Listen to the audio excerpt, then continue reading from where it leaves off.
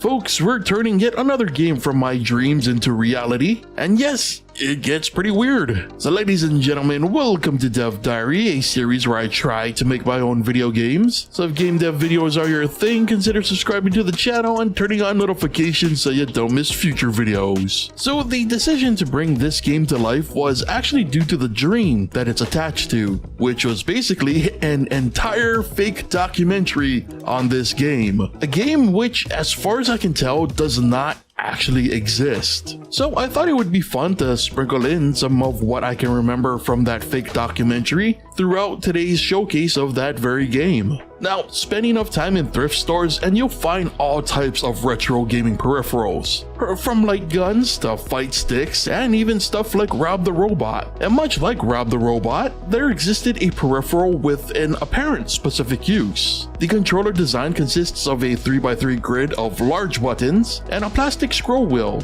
and for the longest time no one knew what this was for. But one simple post on a forum dedicated to video game history would change that. Initially, the post had no traction until another user would reply with what little information that they could uncover. It seems the game was originally released in Japan sometime in the 80s with a title that supposedly translated to Building on Fire. It was published by a small Japanese toy company who also developed and manufactured the controllers for the game. And the gameplay was pretty straightforward. The player is shown several floors of a building on fire and then is tasked with putting out those fires as quickly as possible. And each of the keys on the 3x3 grid corresponds to a tile on the floor. The scroll wheel is used to quickly navigate the building's floors. Once all the fires are put out, the round ends and the times are compared, and progress comes in the form of more floors and quicker times. Now, after being rediscovered, a new interest in the game would grow. Thrift stores would be picked clean of their remaining controllers, and third-party versions would be manufactured for the novelty. But more importantly, a ROM of the game would be found online, and going along with the novelty of the game would inspire people to begin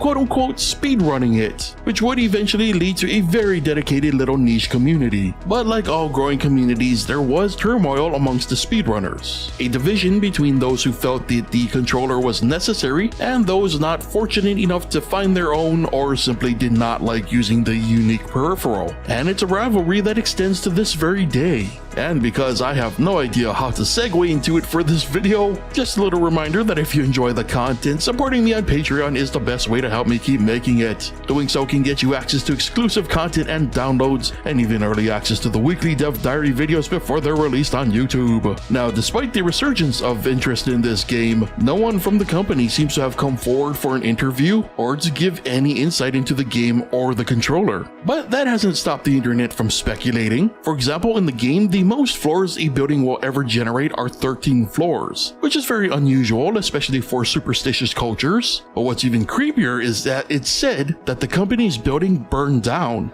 and that the fire started on the building's 13th floor. And as creepy as that coincidence is, the reality is the company just simply ran out of money and closed its doors after going bankrupt. And yes, this is how my brain ended the fake documentary, with a psych out for myself. Anyway, that was the project in a nutshell. Literally, the only reason that I wanted to make this project a reality was because of the fake documentary that I dreamt up. What's even funnier is that this was all the stuff that I could remember. There was more, including controversies based around like the speedrunning bit, but as usual with dreams, a lot of the stuff was forgotten by the time I started writing the details down. And also, fun fact, the version that was made for this video is different than the one that it was in my dream. The original was just the grid visual seen to the right, and also the way that the game ramped up in difficulty was to add a new floor for each round until it capped out at 13. Then, each quote-unquote preview before the round would get faster and faster. Yeah, kind of like how Tetris or Space Invaders increases over time, you know?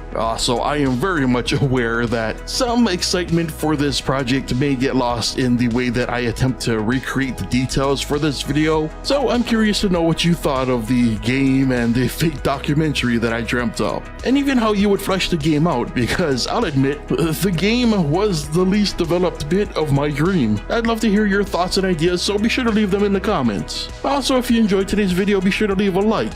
With that said, brings us to the end of today's Dev Diary, so thank you so much for watching, and I'll see you next time.